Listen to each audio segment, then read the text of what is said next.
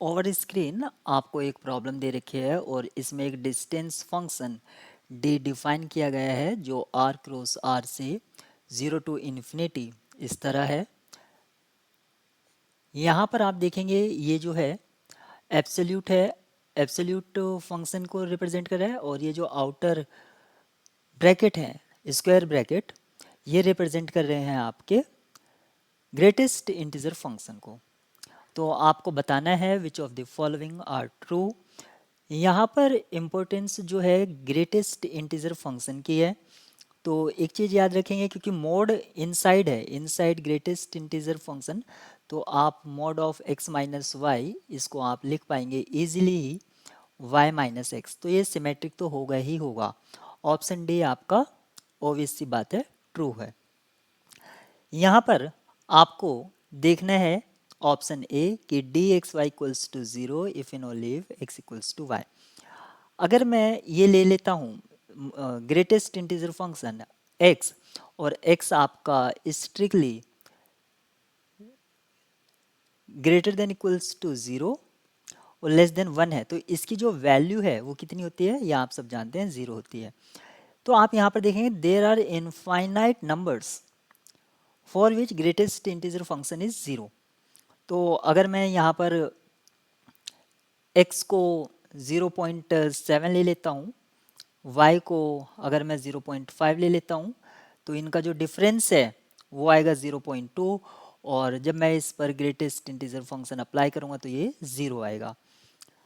यहाँ पर देखने वाली बात ये है कि x और y आपके इक्वल नहीं है, लेकिन डिस्टेंस फंक्शन का वैल्यू 0 आ रहा है, तो आपका ऑप्शन ए रॉन्ग हो जाएगा। इसी तरह से आप ऑप्शन सी को, यानी कि जो आपको दे रखी है एक तरह से ट्रायंगल इनइक्वालिटी, क्या इस डिस्टेंस फंक्शन के लिए होल्ड करेगी। तो सेम कंसेप्ट को आप यूज़ कर सकते हैं एक्स वाई, जैसे कि यहाँ पर आपका 0.2 आया और उसकी वैल्यू 0 आई। आपको एक z चूज़ करना है, तो मैं उसको ले लेता हूँ। z आप कुछ भी चूज़ कर सकते हैं, कोई सा भी नंबर। तो मैं उसको ले लेता हूँ 1.7। तो जब मैं एक्स जेड लूँगा तो ये हो जाएगा 1.7 इंटू 0.7 और इसकी वैल्यू 1 आएगी और ग्रेटेस्ट इंटीजर वैल्यू यहाँ से 1 आ जाएगी। और जेड वाई अगर मैं लूँगा तो उसकी वैल्यू भी 1 होगी। तो ये ऐसा लग रहा है कि ये ठीक है, लेकिन इसको मोर प्रिसाइजली हम देख लेते हैं कि क्या ये सही है। तो मैं x को 0 चूज़ करता हूँ, y को 1 और z को 0.2, इस तरह से मैं चूज़ करता हूँ। तो सबसे पहले डिस्टेंस x माइनस वाई, या इसको आप सिमेट्रिसिटी से ये भी लिख सकते हैं equals to y minus x, because absolute function inside है। तो ये जो वैल्यू है ये 1 के इक्वल आया। एक्स जेड इसको अगर मैं चूज़ करता हूँ तो ये 0 आया और जेड वाई ये भी 0 आया। तो आप देखेंगे ये होल्ड नहीं कर रही है।